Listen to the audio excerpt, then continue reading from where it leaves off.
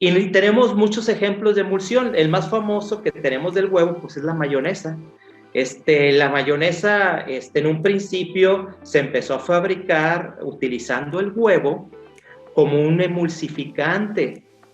Al meterle lo que es el huevo ahí dentro de lo que es la mayonesa, nosotros podemos combinar el agua y el aceite de la mayonesa y formar la emulsión, esa emulsión que pues nosotros la conocemos como la mayonesa. Bienvenidos a Desmenuzando la Conversación con USAPIC, un espacio del Consejo de Exportadores de Carne de Ave y Huevo de los Estados Unidos, patrocinado por The Ohio Soybean Council, donde los expertos de la industria de los alimentos comparten temas relevantes y de interés. ¿Qué tal, amigos? Bienvenidos sean a otro podcast de USAPIC. Mi nombre es Jaime González y soy consultor de USAPIC. El tema de hoy es el huevo y su capacidad emulsificante. Para hablar de él está con nosotros el doctor Carlos Amaya, del cual les presento una semblanza. El doctor Carlos Amaya Guerra es ingeniero bioquímico administrador en procesado de alimentos por parte del TEC de Monterrey. Tiene una maestría en Ingeniería de Alimentos también por el TEC, un doctorado en Ciencias de Alimentos por la Universidad Autónoma de Nuevo León, es maestro investigador del Departamento de Alimentos de la Facultad de Ciencias Biológicas de la UANL, miembro del Sistema Nacional de Investigadores, líder del Cuerpo Académico de Recursos Alimenticios y asesor de más de 50 tesis de licenciatura, maestría y doctorado y de más de 30 proyectos con industria. Hola, doctor. Bienvenido a este podcast de USAPIC. Hola, muchas gracias por la invitación. Muy bien. Doctor, yo siempre me he preguntado qué es una emulsión. Yo me acuerdo de la emulsión Scott, aquella que le daban a los niños cuando estaban enfermos, pero creo que sabía muy feo. Entonces, por favor, nos puedes aclarar al público que nos está acompañando cómo es la capacidad emulsificante del huevo o qué es una emulsión. Bueno, pues Jaime, una emulsión va a ser en este caso un alimento en el cual dos fases inmiscibles estén juntas. Lo normal, lo que nosotros conocemos es que si yo le pongo aceite al agua, el aceite se va a separar del agua y nunca se va a mezclar. Yo puedo batir y producir por unos instantes una emulsión, o sea, ver que el aceite queda disuelto en el agua, pero inmediatamente vamos a empezar a ver que burbujitas de aceite van a empezar a flotar y van a formar una fase diferente a lo que es el agua. Entonces, si yo logro combinar aceite en agua o agua en aceite, dependiendo de lo que yo esté haciendo, pues yo lo que voy a tener una emulsión. Los productos que nos sirven para poder estabilizar esa emulsión, que como ahorita vimos, yo al batir, pues puedo dispersar esas gotitas de aceite en el agua, pero inmediatamente se separan. Hay sustancias que esas gotitas de aceite con el batido que yo produzca, las voy a poder estabilizar ahí dentro del agua. Se le llama una fase continua. En este caso, si yo tengo mucha agua, pues entonces la fase continua sería el agua y la fase dispersa serían esas gotitas de aceite. Pero esas gotitas de aceite no necesitan estar individualmente, sin juntarse entre sí, porque si se empiezan a juntar entre sí, se van a volver a separar. Entonces, existen unas sustancias que se le llaman emulsificantes, las cuales interfieren en la interfase, o sea, en la fase que está entre el aceite y el agua y forman una especie de barrera para que esas gotitas permanezcan estables y se logre la emulsión. Esas gotitas normalmente estamos hablando de gotitas que miden de 0.1 a 10 micras, o sea, son gotitas normalmente muy pequeñas, y esas necesitan estar dispersas en el otro medio para lograr la emulsión. Y tenemos muchos ejemplos de emulsión. El más famoso que tenemos del huevo, pues es la mayonesa. La mayonesa, en un principio se empezó a fabricar utilizando el huevo como un emulsificante. al meterle lo que es el huevo ahí dentro de lo que es la mayonesa, nosotros podemos combinar el agua y el aceite de la mayonesa y formar la emulsión, esa emulsión que pues nosotros la conocemos como la mayonesa. Okay. ¿Sí? Entonces, la mayonesa es el clásico ejemplo del huevo con su capacidad emulsificante. Sí. ¿Unir aceite? Aceite con agua o agua en aceite. Normalmente podemos hacer dos tipos de emulsiones, una emulsión muy rica en agua con gotitas de aceite dispersa o una emulsión muy rica en grasa con gotitas de agua dispersa. Por ejemplo, la mantequilla pues sería mucha grasa con poquita agua ahí adentro. O podemos tener el caso de la mayonesa o de otros tipos de productos que tenemos mucha agua con gotas de grasa ahí dispersa. Entonces, esos serían diferentes ejemplos. Ahora bien, se ha visto que la yema es la principal fuente para producir estos compuestos tensoactivos. Se ha visto que estos compuestos tensoactivos son principalmente fosfolípidos, proteínas que tienen principalmente la yema, que van a dar esa estabilidad a esas gotitas dispersas de las emulsiones. Esas gotitas normalmente se han visto que logran cierta estabilidad gracias a las propiedades estéricas y electrostáticas que tienen estos compuestos. Tú me puedes preguntar, bueno, ¿y qué significa eso de compuesto estérico y electrostático? ¿Sí?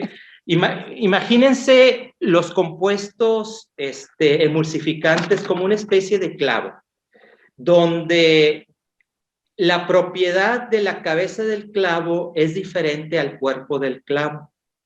¿Sí? Entonces, estos compuestos tienen dos propiedades diferentes, que se llama una propiedad hidrofílica y otra propiedad hidrofóbica. La propiedad hidrofílica es la propiedad afín al agua, es la parte que es afín al agua.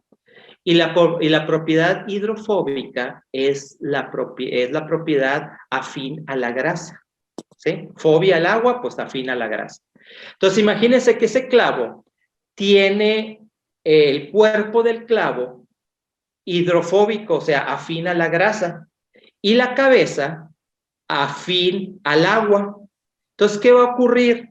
Que si yo bato ese aceite, vamos a poner el primer ejemplo, un poco de aceite en agua, las gotas de aceite, vamos a formar gotas pequeñas de aceite, y al momento de agregar la yema que tiene esos fosfolípidos, esos clavos, vamos a decir, el cuerpo del clavo que es afín al aceite se va a introducir a las gotas de agua, a las gotas de aceite, perdón.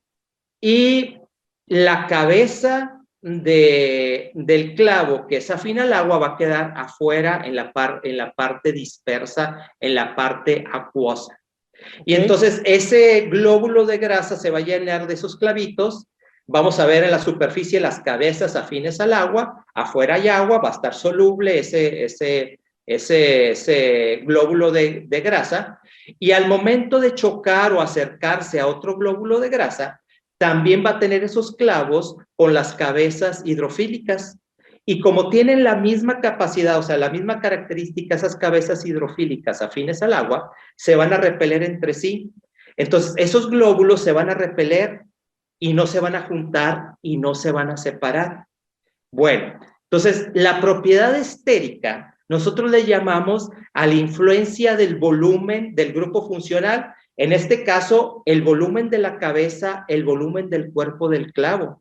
¿Sí? Si el cuerpo es muy grande y la cabeza muy pequeña, pues ese emulsificante va a ser muy afín a la grasa, pero va a ser muy poco afín a lo que es el agua, ¿verdad? Y así al revés. Entonces, el tamaño nos va a influir. Y otro, la estabilidad electrostática, es que tanto se van a repeler. Ya vimos que si yo tengo glóbulos de grasa con esos clavos, que yo les veo las cabezas, que tienen la misma carga que las cabezas de otro glóbulo de grasa, al momento de acercarse, pues va a haber cierta repulsión. Entonces, Exacto. esa capacidad es la capacidad electrostática que tenga, que tanto se repelen esos productos. Entonces, eso me va a ayudar mucho a la estabilidad de la emulsión, porque con el tiempo las emulsiones pues van a tender a desestabilizarse. Sí, sí. Una mayonesa, si nosotros la dejamos por mucho tiempo, pues vamos a empezar a notar que la superficie se va a empezar a Hacer ver agua acuosa. se va a empezar aceite, se va a empezar a ver aceite en la superficie. Ajá. Y igual para diferentes productos, diferentes emulsiones que nosotros conocemos, si las dejamos por mucho tiempo, se van a empezar a desestabilizar. A eso le llamamos el cremado, la separación superficial del aceite. Entonces, gracias a esa capacidad que tienen los emulsificantes, dependiendo de sus tamaños, de la repulsión y demás, va a ser qué tan estable esté, porque no son para siempre la estabilización de los emulsificantes. Entonces, va a depender mucho del emulsificante para esa funcionalidad que nosotros estamos mencionando. En el caso del huevo, pues tenemos la lecitina, bueno, principalmente la lecitina, aunque hay otros compuestos que me van a influir en esa capacidad emulsificante. Sin embargo, no solamente va a ser el emulsificante en sí, sino también cómo hagamos la emulsión. Cuando yo hago una emulsión, yo lo que hago es batir. Entonces, ese batido va a tener cierta velocidad, cierto tiempo, la cantidad de los componentes. También se ha visto que el pH y la influencia de iones van a influir en la estabilidad. El pH, acuérdense que pues el pH es qué tan ácido, qué tan alcalino sea el medio, en este caso el alimento que yo estoy haciendo, y los iones son los minerales que ahí estén presentes. Principalmente en los alimentos estamos hablando de la sal. La presencia de sal y de sodio y demás me puede influir mucho en esa estabilidad. ¿Sí? Y también hay que considerar que en esa interfase que se forma entre el aceite y el agua, no solamente vamos a tener esos emulsificantes, esa lecitina en el caso del huevo, ¿sí? Sino podemos tener otros tipos de compuestos que ahí me puedan interferir en esa estabilidad. ¿Qué compuestos son esos, doctor? ¿Qué compuestos emulsificantes se usan en las emulsiones, además de este? Mira, los emulsificantes son los que normalmente se consideran los idóneos para hacer las emulsiones. Sin embargo, va a haber otros compuestos que me pueden ayudar o me pueden desfavorecer la emulsión.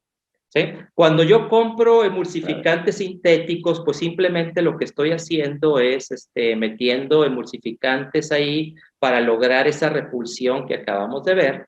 Sin embargo, pues no hay otros compuestos. En el caso del huevo, sí. En el caso del huevo, no solamente estoy metiendo el puro emulsificante, estoy metiendo otros productos. Se ha visto que las proteínas del huevo ayudan en el caso de la estabilización.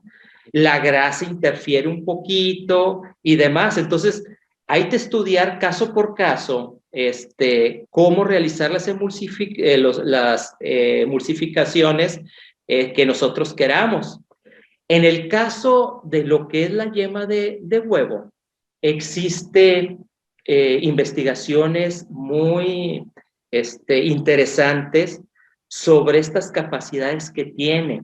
Mira, si nosotros la yema la podemos dividir, si nosotros precipitamos la yema, la podemos dividir en dos fracciones.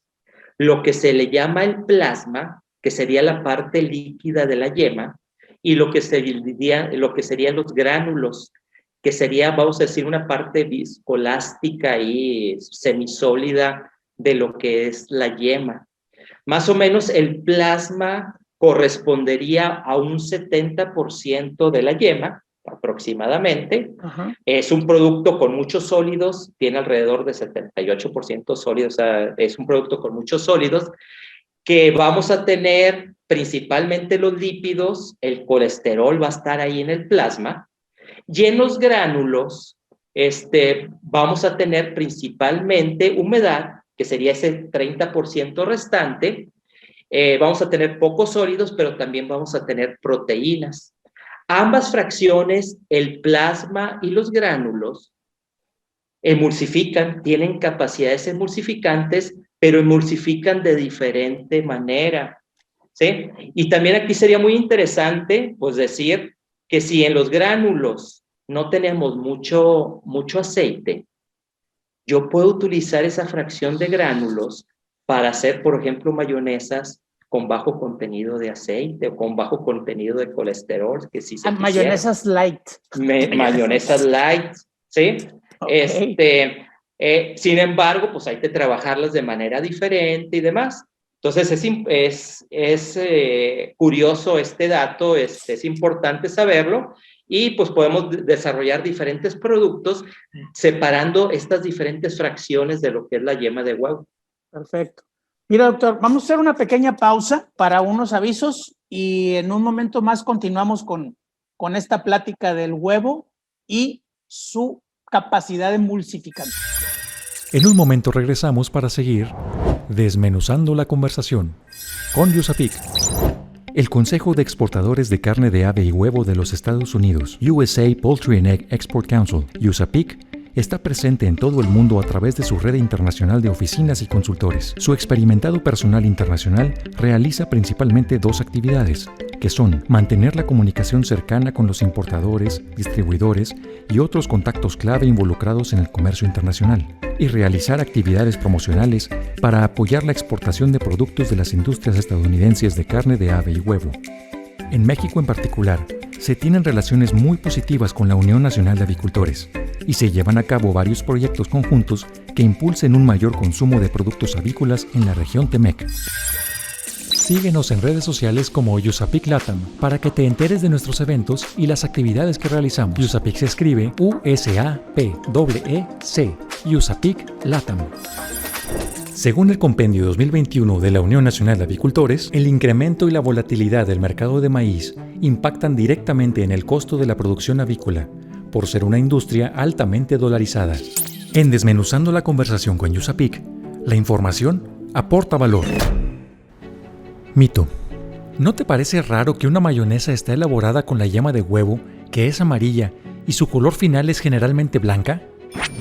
Continuamos con este interesante tema. Estamos desmenuzando la conversación con USAPIC. A ver, doctor. Si ya quedamos que la yema del huevo es la que se utiliza para hacer mayonesas, ¿por qué las mayonesas son blancas y no amarillas? No me checa. No me checa. Bueno, Jaime, es que para hacer mayonesa, nosotros lo que hacemos es batir los componentes, los diferentes componentes. Y en el proceso de batido incorporamos aire. El aire forma una especie de espuma que nos da ese color blanco característico. Entonces, realmente, pues nosotros estamos comprando una espuma ahí, la mayonesa. También, por ejemplo, en el caso de las mantecas vegetales, cuando yo compro una manteca vegetal, está hecho de aceite, que el aceite es amarillo. Sin embargo, ese aceite vegetal se le incorpora aire y se forma una especie de espuma, la cual nos da ese color blanco característico. Entonces, por eso esos productos que debieran de ser amarillos de color, porque pues, la base del aceite vegetal o de la yema de huevo, su color natural es el amarillo, no aparecen amarillos gracias a todo el aire que tienen contenidos, y lo que estamos viendo es la espuma que le da ese color blanco característico. Ok. A ver, doctor, y si nosotros sabemos que la yema tiene se hace una fracción de plasmas y de gránulos, ¿cuáles son las características principales de estas emulsiones sobre el huevo o del huevo para crear estas mayonesas? Mira, como ya vimos, el plasma y los gránulos ambos pueden emulsificar. Sin embargo, tienen características químicas diferentes y van a emulsificar de manera diferente y nos van a dar características muy diferentes.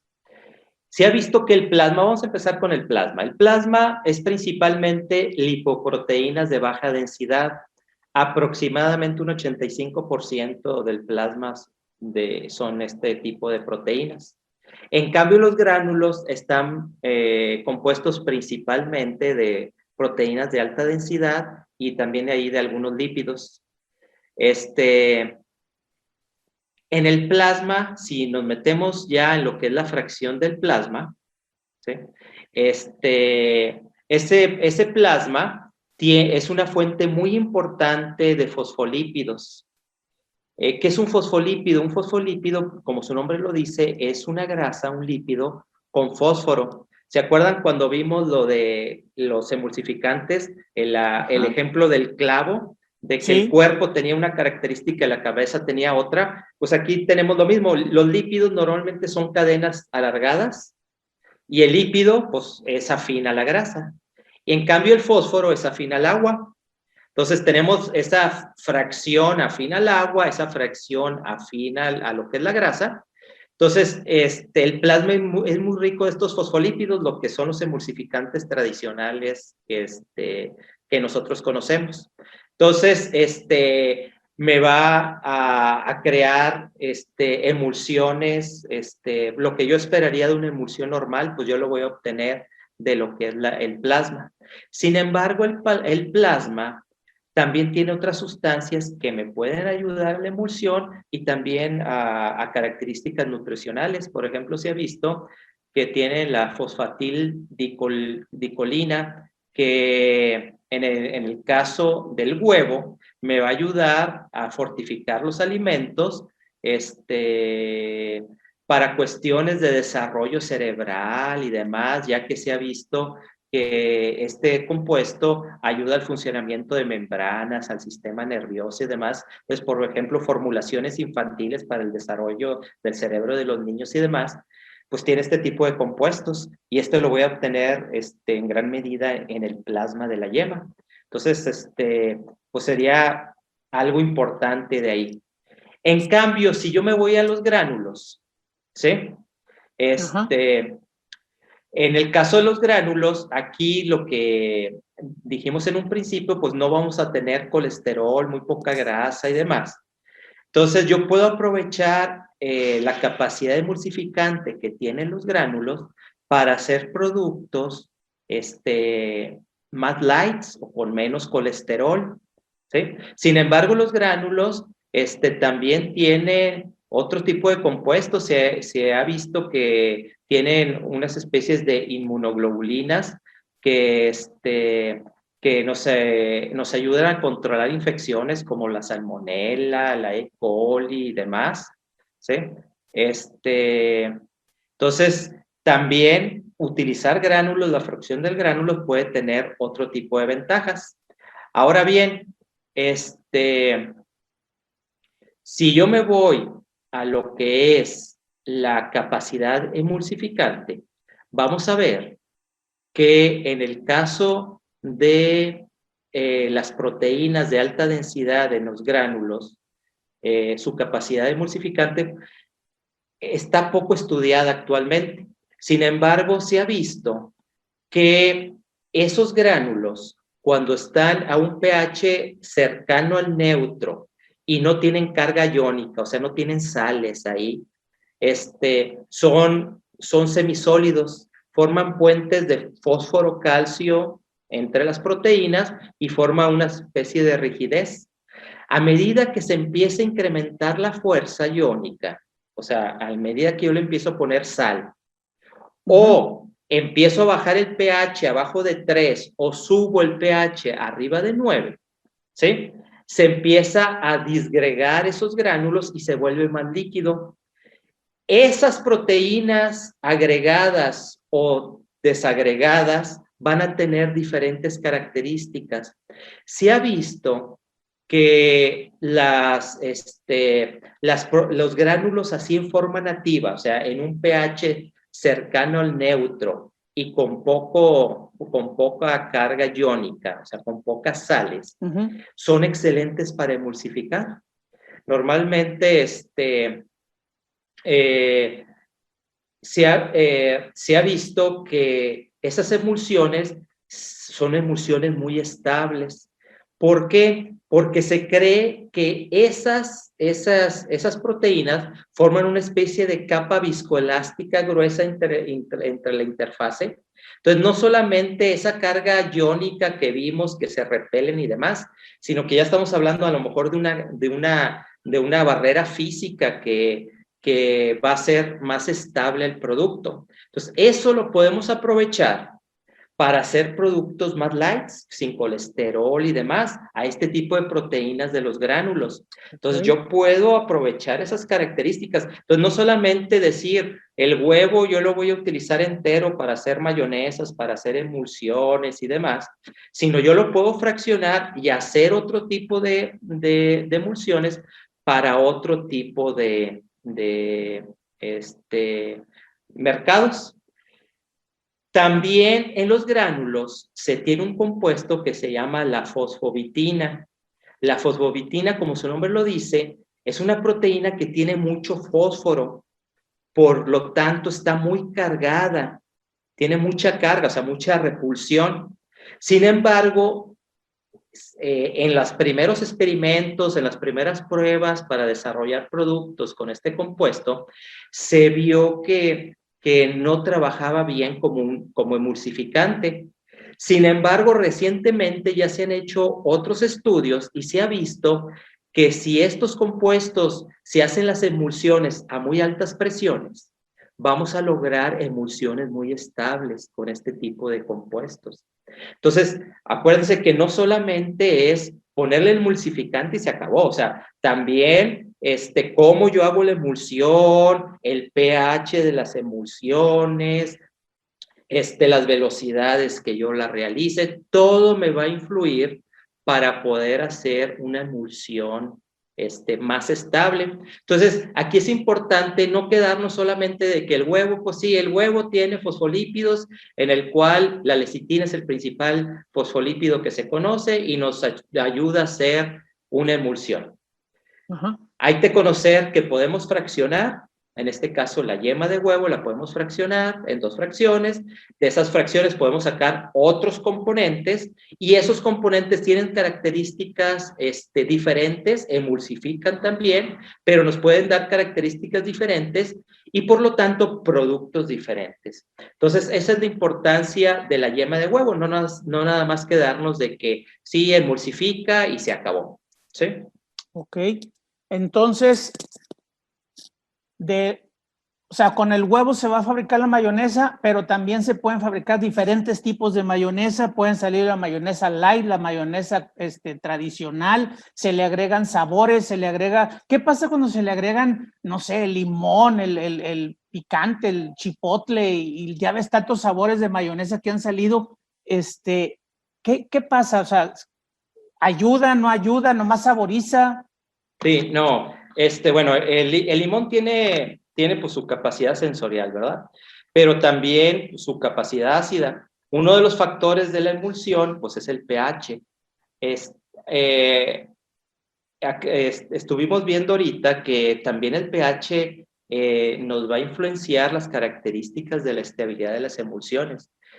Los emulsificantes que sacamos del huevo son de los pocos emulsificantes que son estables a pHs ácidos. Muchos de los emulsificantes comerciales, ya un pH muy ácido, no actúan bien. En el caso del huevo sí, principalmente se ha visto que en la fracción del plasma, esos fosfolípidos que sacamos del plasma, son estables, o sea, estamos hablando de un pH de 3, o sea, un pH bajo, y podemos tener estabilidad de emulsión. Entonces, eso es una propiedad muy importante que tiene el huevo como emulsificante, que yo puedo hacer productos ácidos y aún así lograr la emulsión. Porque en otros productos emulsificantes, muchas veces cuando el producto se empieza a hacer viejo, empieza a ocurrir fermentaciones y demás, el producto se empieza a hacer más ácido y se rompe la emulsión. A esos pHs ácidos se rompe la emulsión porque estos compuestos emulsificantes pues no pueden actuar a esos pHs. En el huevo sí. El huevo es de los pocos materia prima que podemos obtener o hacer emulsiones de pHs relativamente bajos. Perfecto. A ver, doctor, ya para concluir, ¿qué podemos sacar en claro de esta plática del huevo y su capacidad emulsificante? Podemos concluir que en este caso lo que es la funcionalidad del huevo como emulsificante, pues es un emulsificante que no solamente me va a ofrecer la característica de emulsión, que es lo que yo requiero principalmente, sino que tiene otros compuestos sensoriales de color, sabor y demás que nos puede ayudar a nuestros productos para que sean de mejor calidad. Además, no solamente los fosfolípidos o los compuestos que se consideran emulsificantes me van a ayudar para hacer ese tipo de emulsiones. También el huevo va a tener proteínas, va a tener diferentes compuestos que me pueden ayudar a hacer esas emulsiones.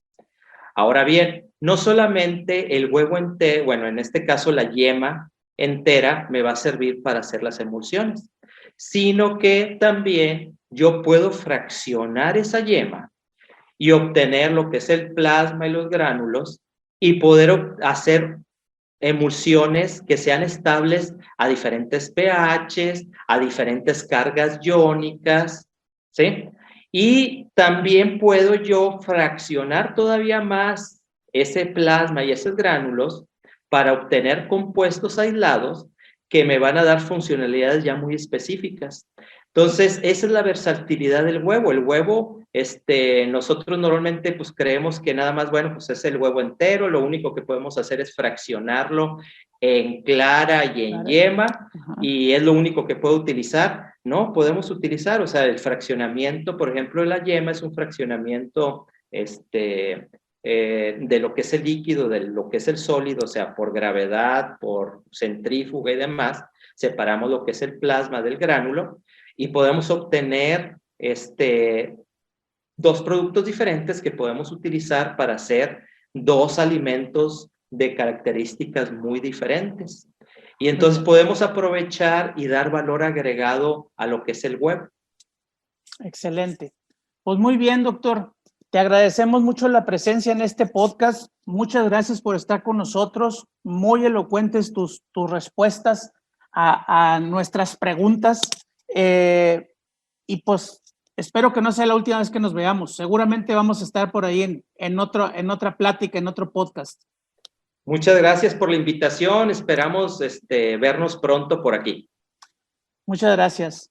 Pues bien, amigos, agradecemos a todos ustedes que se hayan conectado y que hayan entrado a la plataforma para ver nuestro podcast de USAPIC. Soy Jaime González, soy consultor de USAPIC y agradecemos a Ohio Soybean Council que nos haya ayudado a patrocinar este podcast. Nos vemos en la próxima. Desmenuzando la conversación con USAPIC. Por esta emisión ha llegado a su fin. Te invitamos a que te suscribas a nuestro podcast. Comenta lo que más te gustó en este capítulo y deja tus dudas para nuestros expertos. Estaremos atentos a resolverlas.